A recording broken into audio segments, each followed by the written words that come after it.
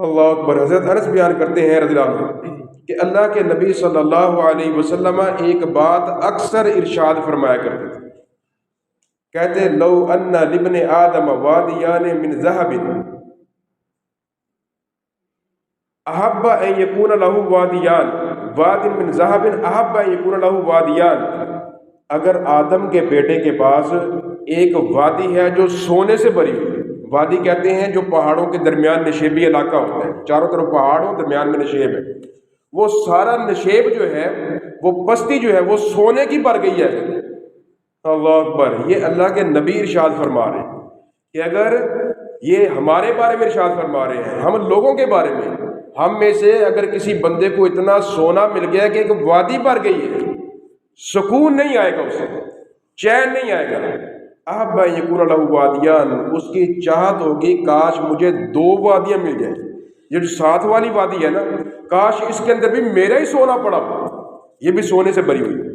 اللہ کو وَلَن يَمْلَأَ فَاهُ إِلَّا تُرَابٌ، اور یاد رکھو آدم کا بیٹا ہو، انسان ہو، اس کا منہ کوئی شے بھر سکتی ہی نہیں۔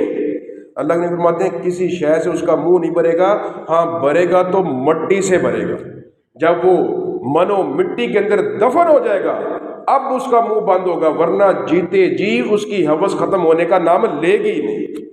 وَيَتُوبُ اللَّهُ عَلَىٰ مَن تَابَ، اور اللہ تبارک و تعالیٰ جس پر چاہتے ہیں رجوع فرمایا کرتے ہیں۔ اللہ اکبر۔ ابی بن کعب کہتے ہیں کہ میں نے انس سے سنا، انس یہ بیان کرتے ہیں کہ اللہ کے نبی صلی اللہ علیہ وسلم یہ بات اکثر ارشاد فرماتے تھے، اکثر یہ جملے بولتے رہتے تھے۔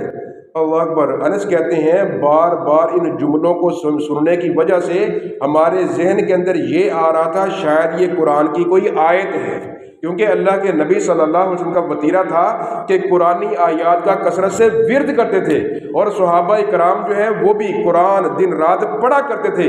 آج جو ہم نے قرآن کو چھوڑ کر نظمیں، ترانے اور نعتیں جو ہیں وہ پڑھنا شروع کر دی ہیں، صحابہ کے دور کے اندر یہ روش نہیں تھی۔ وہ لوگ، انہوں نے نبی کی نعت بھی پڑھنی ہوتی تو نبی کی نعت سب سے بہترین قرآن کے اندر موجود ہے، وہ نبی کی نعت بھی پڑھتے تھے، قرآن کی تلاوت کر کے پڑھتے تھے۔ اللہ اکبر۔ قرآن کی تلاوت کہتے ہیں اللہ کے نبی صلی اللہ علیہ وسلم اتنی کثرت سے جملہ بولتے ہمیں لگتا کہ شاید یہ قرآن کی آیت ہے، لیکن بعد میں جب الہاکم التکاثر یہ والی صورت نازل ہوئی پھر ہمیں پتہ لگا کہ نہیں وہ قرآن کی آیت نہیں تھی، وہ اللہ کے نبی کا فرمان تھا۔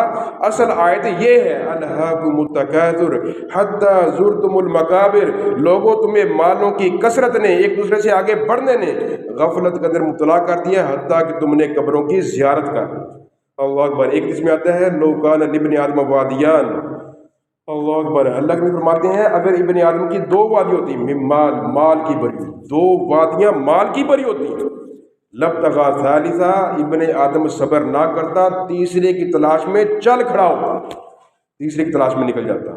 ولا یملأ جوف ابن آدم الا تراب، یاد رکھو آدم کا بیٹا اس کا پیٹ بھرے گی نہیں کوئی شے سوائے مٹی کے۔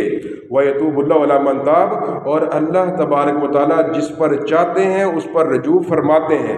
پچھلی حدیث کے اندر 1 وادی تھی اور اس حدیث کے اندر 2 وادیوں کا ذکر ہے کہ 2 آدم کے بیٹے کو 2 وادیاں میسر آ جائیں، سکون اس کو پھر بھی نہیں آئے گا، وہ تیسری کی تلاش کے اندر لگ جائے گا۔ اللہ اکبر۔ اور یہ جو مال کی محبت ہے یہ انسان کے لیے اتنی خطرناک ہے، اتنی خطرناک ہے، یہ مال انسان کے پاس جتنا زیادہ ہو یہ کبھی نہیں ہے۔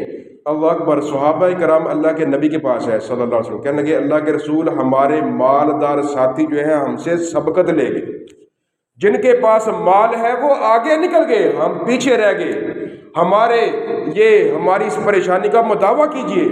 اللہ اکبر۔ ہماری پریشانی یہ ہے مالدار آگے نکلے، کس بات کے اندر؟ نیکیوں کے اندر۔ کیسے؟ کہ وہ اپنے مال کے ذریعے غریبوں کی خدمت کر رہے ہیں، مدد کر رہے ہیں۔ آج بھوک ننگ ہے، لوگ آٹے کو ترس رہے ہیں، لیکن بعض اللہ والے ایسے ہیں جو اپنے گھر کا راشن لے کر آتے ہیں، ساتھ ایک تھیلا اپنے کسی عزیز اور غریب اپنے ہمسائے اور اپنے رشتہ دار کے لیے لے آئے، اور اپنا وہ گھر کے اندر راشن ڈالنے کے بعد اپنے ہمسائے کی بھی مدد کر دی۔